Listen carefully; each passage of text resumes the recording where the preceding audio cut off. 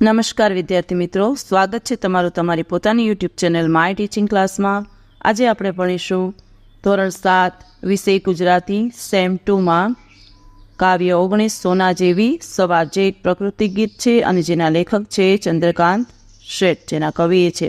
ચાલો વિદ્યાર્થી મિત્રો, સ્વાધ્યાય પોથી પૂરીશું, સરસ અક્ષરે લખતા જાઓ તેવી તમને બધાને શુભેચ્છા। પ્રશ્ન પહેલો છે, કવિએ સવારને કોના જેવી કહી છે? તો એમાં આવશે એ સોના જેવી। બીજું, ટસરો ક્યાં ફૂટી છે? તેમાં આવશે સી પાનમાં। ત્રીજું, સવાર કોના દ્વારા રણકી ઉઠી છે? તેમાં લખો એ ટહુકા દ્વારા। ચોથું, સવાર ક્યાં ઝબકી ઉઠી છે? તેમાં લખો એ પવન પનઘટ પર બેડામાં। પાંચમું, કવિએ સવારને ક્યાં લડતી દર્શાવી છે? તેમાં લખો એ પતંગિયાની પાંખે। છઠ્ઠું, આ કાવ્યમાં પનઘટનો અર્થ? તેમાં લખો સી હુવો। સાતમું, કવિ સવારને મનમાં કઈ રીતે ઉક્તિ દર્શાવે છે? તેમાં લખો બી હસતા હસતા। આઠમું, સોના જેવી સવાર કાવ્યના કવિનું નામ? તેમાં લખો એ ચંદ્રકાંત શેઠ।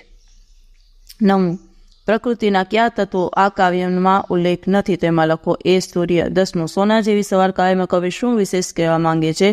તેમાં લખો સી આ સવારની પ્રકૃતિનું ગુણગાન કરે છે। તેમાં આવશે સી। ચાલો, પ્રશ્ન નંબર 2 છે, એક એક વાક્યોમાં ઉત્તર લખો।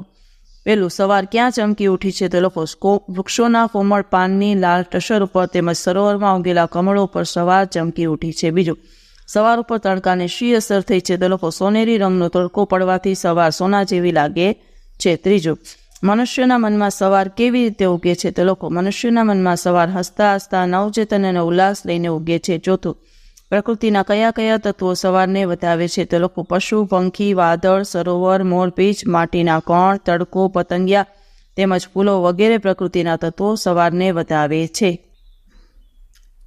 પાંચમું, હસતા હસતા મનમાં ઉગી અને રમતા રમતા ઘરમાં પૂગી દ્વારા કવિ શું કહેવા માંગે છે? તો લખો સોના જેવી સવાર થતાં બધા મનુષ્યના મનમાં પ્રસન્નતા વ્યાપી ગઈ અને સોનેરી તડકો ઘરમાં રમતા રમતા બાળકો પાસે પહોંચી ગયો, એમ કવિ કહેવા માંગે છે।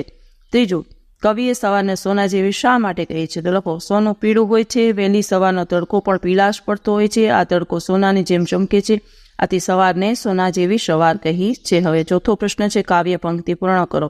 લખો ભરી ભરીને સવાર પીધી સોના જેવી સવાર છે જી, ફૂલ ફૂલને પીવા દીધી સોના જેવી સવાર છે જી, પાન પાનમાં ટસરે ટમકી સોના જેવી સવાર છે જી। પાંચમા પ્રશ્ન છે, કાવ્ય પંક્તિનો ભાવાર્થ। ચાલો જવાબ બોલો છું। સોના જેવી સવાર નાજુક પતંગિયાની રંગીન પાંખોમાં લડી રહી છે। ચાલો વિદ્યાર્થી મિત્રો, હવે છે ખાલી જગ્યા।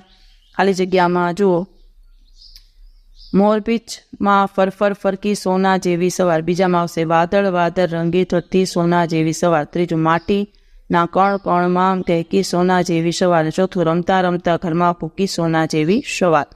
હવે જોડણી સુધારો, તો એમાં લોકો ફૂલ, પછી છે ટહુકો, પછી પીછું અને પછી પતંગિયું, પછી બબે સમાનાર્થી શબ્દો।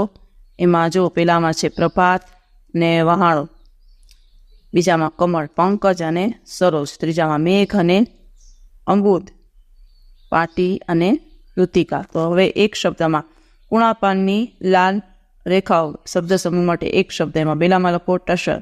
બીજું આવશે જે સ્ત્રીઓ પાણી ભરતી હોય તે જળાશય કે કૂવો, તેમાં આવશે પનઘટ। 10મો પ્રશ્ન, કર્તા કર્મ અને ક્રિયાપદ અલગ તારવો। ચાલો, કર્તા મોહન, કર્મ રોટલા અને ક્રિયાપદ ખાધા। બીજામાં લખો કર્તા નૈના, કર્મ પાઠ, ક્રિયાપદ વાંચ્યો। ત્રીજું, કર્તા કનૈયા, કર્મ મટકી, ક્રિયાપદ ફોડી। ચોથું, કર્તા ગોરી, કર્મ છાસ ને ક્રિયાપદ મૂકી।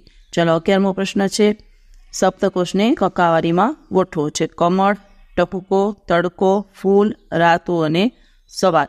ચાલો વિદ્યાર્થી મિત્રો, આજના વિડીયો લેક્ચરમાં આટલું જ। જો તમને આ વિડીયો ગમ્યો હોય તો લાઇક કરશો, તમારા મિત્રો સાથે શેર કરશો અને મારી ચેનલને સબસ્ક્રાઈબ પણ કરશો। આવજો।